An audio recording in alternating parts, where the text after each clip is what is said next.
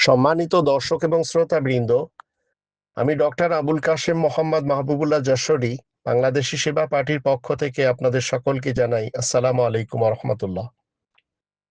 কওমি ভাইদেরকে বলবো, তোমরা 501 নম্বর কক্ষে ধরা খাওয়ার পিছনে যেও না। তোমরা সিরাজগঞ্জের সেই মাদ্রাসা থেকে পাসা মারার কারণে বলাৎকার করার জন্য সেই মামুনুল হকের পিছনে যেও না। তোমরা কওমি মাদ্রাসা থেকে ডিপার্চার হয়ে সুশিক্ষায় শিক্ষিত হও, শুধু কোরআনকে নিজ ভাষায় জেনে মেনে সেই মতে আমল করে। তবে জেনারেল শিক্ষিত হওয়ার চেষ্টা করো। একদিন এই দেশ তোমাদের দখলে থাকবে। আর যদি মামুনুল হকের পিছনে যাও, তাহলে কখনো তোমাদের মাদ্রাসা থেকে বের করে দেওয়া হবে, আবার কোনো কক্ষে হয়তো তোমরা ধরা খাবে।